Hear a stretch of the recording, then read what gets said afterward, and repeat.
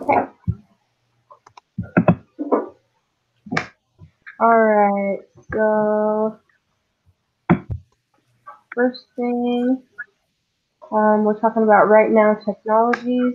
What value would you place on right now technologies? First question. I'm gonna pull up my document here and look.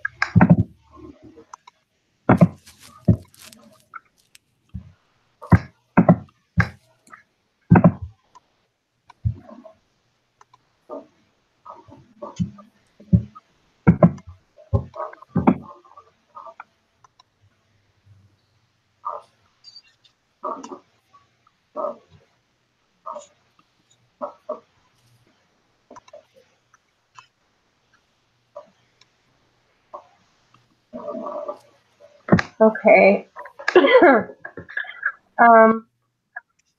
I said about 250 million. What did you guys come up with? This one I actually wasn't sure. I just barely read the case study while I was at work, so I honestly didn't. I just kind of tried to get through it, so I didn't really get a full grasp on this one. But yeah, that specific question I wasn't sure. Yeah, no worries. I know it's not. They don't really tell us how to calculate it. Yeah, so I just kind of guessed. I didn't fully do the math, but it did say that the bigger company was offering them a reasonable amount. Mm-hmm.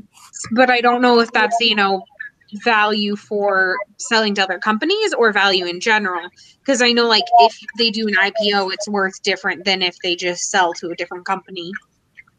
Yeah. So what I did, so the acquirer, like based on the case study, the acquirer was willing to pay a multiple of their revenue run rate, and the revenue run rate was 50 million. Nowhere in the case does it say what the multiple was that they're willing to pay. When I looked at comparable and when I looked at like the typical multiple that companies will pay, it's usually between 3 and 5, I think.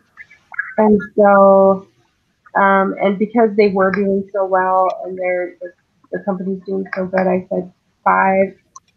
So that's where I got the 250. I said if they did a multiple of 5, then we're looking at 250 million. That's, I don't know. That was my guess. That sounds reasonable though, because I mean, you're doing it off of based on what companies generally are in the market. So that seems like it would be relatively adequate. Yeah. Yeah. And then let me look at our next question. Please provide a range of values rather than a single number. How did you come to this conclusion? So yeah, I guess it could be anywhere. So if it's 3, if it's a multiple of 3, then we're looking at 150. If it's a multiple of 5, then we're looking at 250. And really, it could be even more if they think the company has more potential. So maybe between 150 and 350. I don't know. Yeah. Yeah. The next question, if Greg's investors seek a 30 to 50% internal rate of return, what exit value will they expect?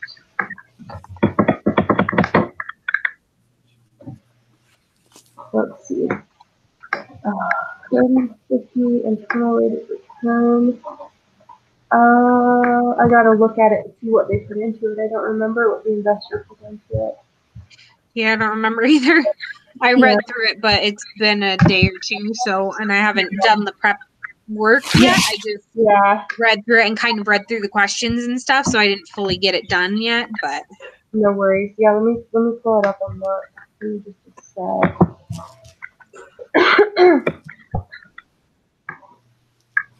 This week we have that essay that's worth quite a bit, like 100 points or something, I think, right? The midterm essay? Yeah. I think it's the midterm essay. Yeah. So all the other ones have only been 50 points, right? Yeah. I'm kind of worried about it, just a little bit. Yeah. I know. Yep, that's why I Me wanted to get this out of the way. When I saw that, I'm like, oh, we want to get this done early so we can work on our Yeah. other things. So, Yeah. Well, and it seems like we usually do better starting the group assignment after we've had the group meeting. So I figure this will get us a better head start on that too. yeah. Yep, Yeah, I agree. sure.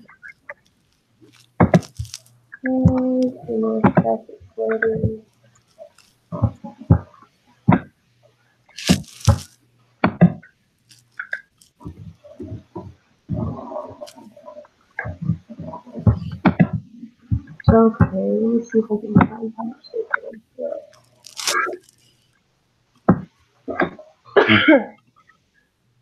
Let's see, he founded right now with 5,000 of his own money. And then it talks about revenue.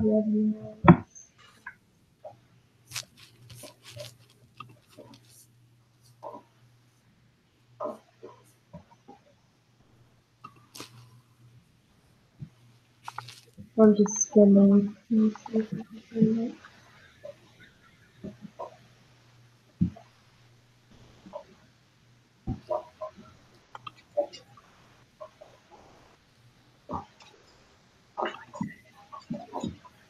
Oh my gosh.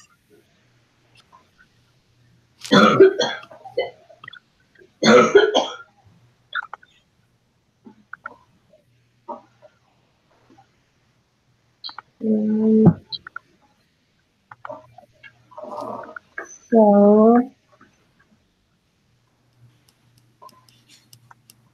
okay, so when they're ready to take investment, let's see. Greylock Capital. He wanted to raise at least 5 million. But Greylock wasn't interested in something that small. Eventually, a deal was struck. Right now, closed a $16.4 million round led by Greylock. So, 16.4. And then let me get back to this. And then, okay, so if they're seeking a 30 to 50% internal rate of return,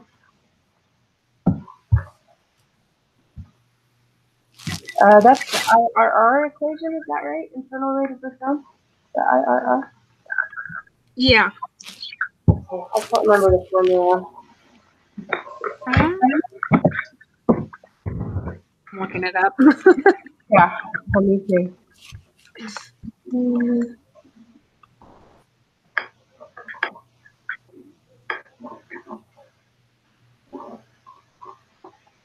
Oh, does Excel calculate that for you? No.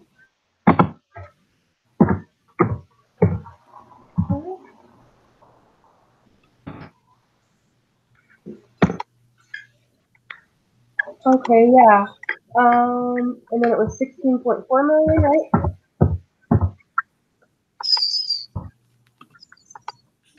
I think No, if I put this equation in Excel.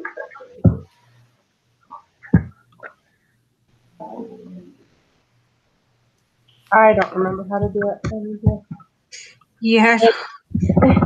Yeah, when we're not doing it, like I did it maybe last semester or the semester before that, so I don't remember. Yeah, I did it last semester, but I don't remember all of it either. Yeah. Then what's that? The net present value to the zero and solve for the discount rate, which is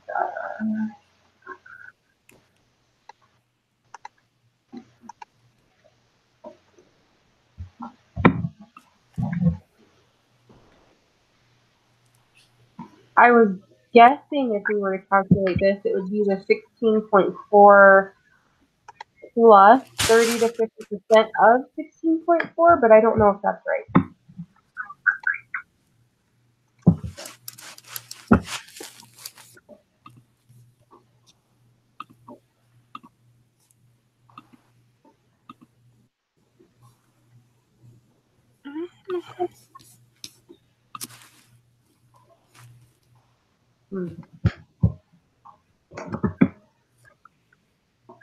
Yeah, One, would it just be based on like how much the company is worth when they sell it? Because if it's built on a deal that's over time, then the internal rate of return would change. Right. Yeah, you're right. And it looks like in Excel it's supposed to be multiple values. So yeah, like over quarters or over years. Yeah, because even at the end of the case study, it has like, you know, the private equity VC returns for the 5-year internal rate of return and stuff like that. So it has those, but the values go up as the company has grown throughout the years. So if they're doing like, if the buyout deal is over time, then they're going to have different percentages and amounts for each of those quarters. Right. Let's see. What exit value will they expect?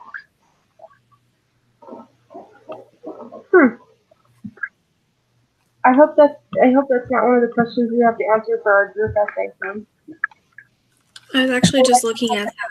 The group assignment is these 4 questions. Is it? Yeah. Okay. I just made a Google Doc for it too for us. Okay, cool. Okay. Yeah, I know. I was just thinking that, like, I hope these aren't the group ones. And then I look and I'm like, wait, they are. Yeah, of course. Right. Okay. So we do need to figure out how to calculate.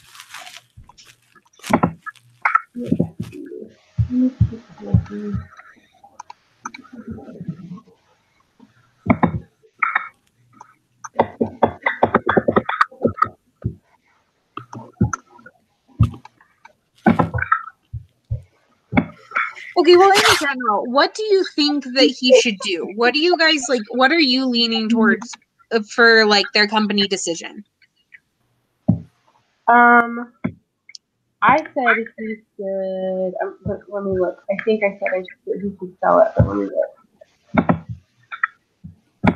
Let me look. Yeah, I said that he should sell it and grow within the larger acquisition. Like grow with the acquirer.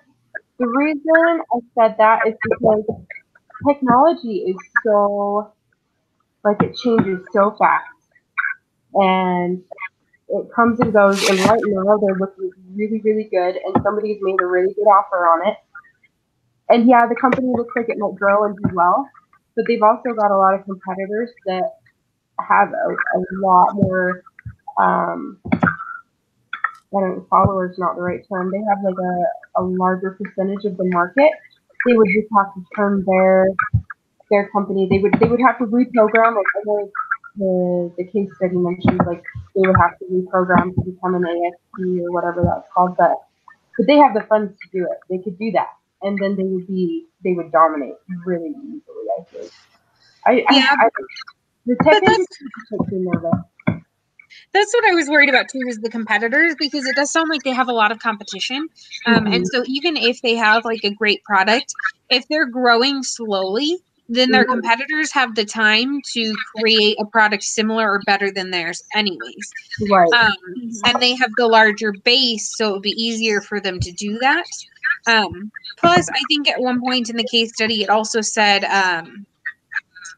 they attempted an IPO before and it went badly.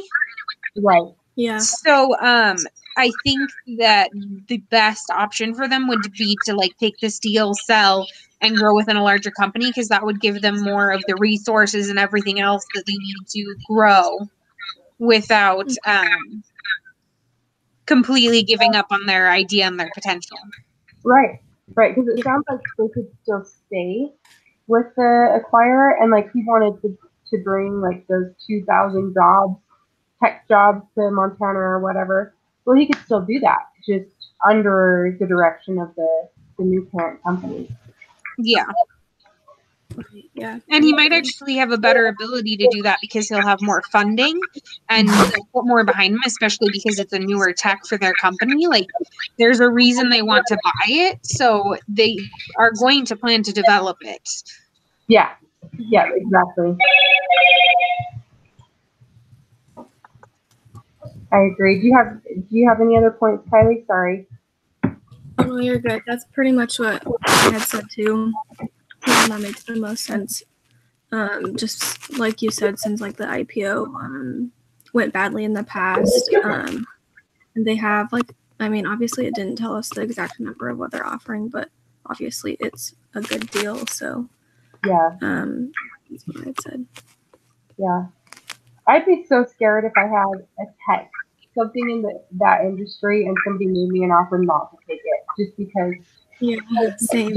Yeah, that industry is so up and down. Like even in the case study they mentioned, like within 18 months, something that can be like a leader can be nothing. Just totally fall Well, behind. with as many competitors as they have too, I mean, it's so easy for someone else to come up with something exactly the same or better. I mean, if you grow too slow, then the industry is going to leave you behind. Yeah, And so I think that's what I was really worried about in this case study. yeah, Mhm. yeah. I agree. Let me see what the fourth question was. I think so. Provide your analysis of each of the options Greg is considering. Based on your analysis, what should Greg do? Consider Greg's goals as well as the goals of everyone else who's involved in the venture. Yeah, so if he were to sell to the acquirer, then I think it would appease the investor. They would get the amount that they want, like it was enough to make them happy. He would still be able to reach his goals. Yeah, I think it really solves everybody. Yeah. The only reason I could see to hang on is if you were really, really confident that it's going to keep growing. But yeah, with the amount of competitors he has in the industry that I've been, I think sounds probably the route I would take. Yeah. Okay. Well, I created a group assignment for us in Google Docs so we could start working on that. But it's the same, questions. So we're probably going to have to look up how to exactly figure out internal rate of return and all that. But I figured I wanted to make sure we were all on the same page for the last question, especially because that's very opinion based. So Yep, I agree. What I'll do is I'll go in and post everything I can tonight, and then I'll research on the IRR, see what I can find. Yeah, and this essay is not worth as much as they usually are, right? Isn't this one worth a little less? that I'm not sure. I'd have to look. Let me look really quick. For some reason, I'm thinking it was worth a little less. It's not like that really matters. I mean, we're gonna. The group assignment, is that what you're talking about? Yeah. Oh, I didn't even look at that. Let's see. So the midterm is 100 points. The group assignment is 20.